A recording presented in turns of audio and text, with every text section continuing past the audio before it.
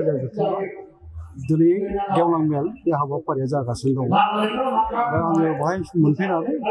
गोबां जोंनि थुनलाइगिरिफोर दैदेनगिरिफोर राजखान्थिनिबो माहारि आफादफोरनि दैदेनगिरिफोरनि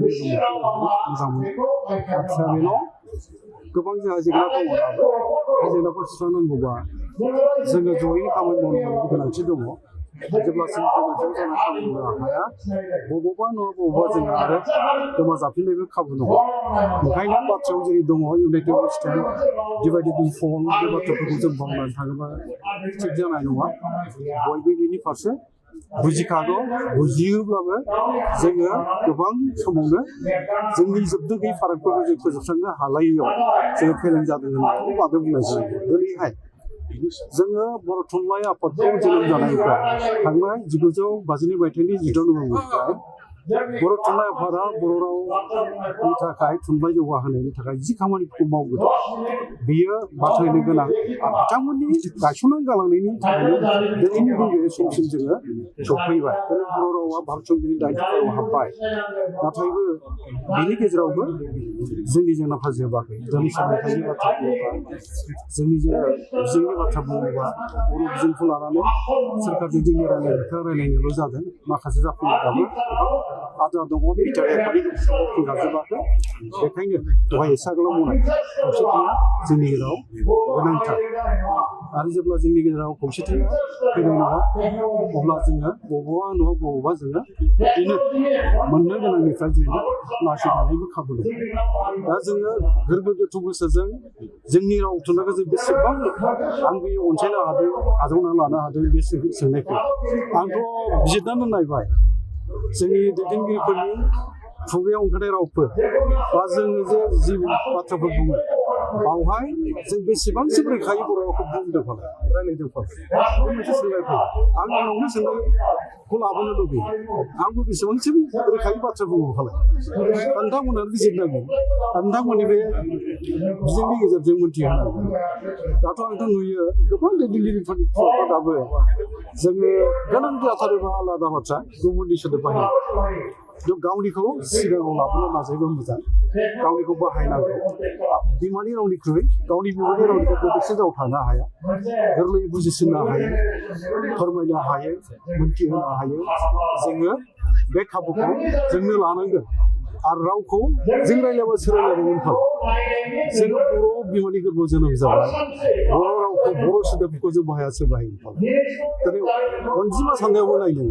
अनजिमा साननायाव सोलोंथाइखौथ' जों बाहायनो नागिरो जोङो हारसानिखौसो बांसिन बाहायो 100 200 300 होननायफोरखौ थाब जों बाहायनो एसे हमथा गाबथा रायलायोबा बेबो रोखा जागोन आंहा फोथायनाय आरो सोमोन्दोनि बाथ्राया एफा मोजां बर' सोमोन्दो गैया होमबा दिनै मा बुंनो नागिरदों जों गोदान सोदोमस्रि बारा जोंनि मोदोमाव नांबाय होननानै गुबुननिखौ बांद्राय लाबोनो नागिराखैमोन एसे नोजोर होदोंना माखौ नोजोर होदों जे जोङो बिमाखौ मा होनोबा एफा मोजां सोदोब दं बर'निनो बे आइ सोदोबखौ बुङोब्लासो मा होनो नागिरदों मामि आरो फिसाखौ मा होनो नागिरखो दादि बेबायदि होनो पापा बिदिसो होननो नागिरदों दा बेखौ बाहायथों नाथाय बर' हिसाबै जोंहा जोंनिखौनो बाहायग्रोनांगौ एसे मोजां आबै आबौ आइ आफा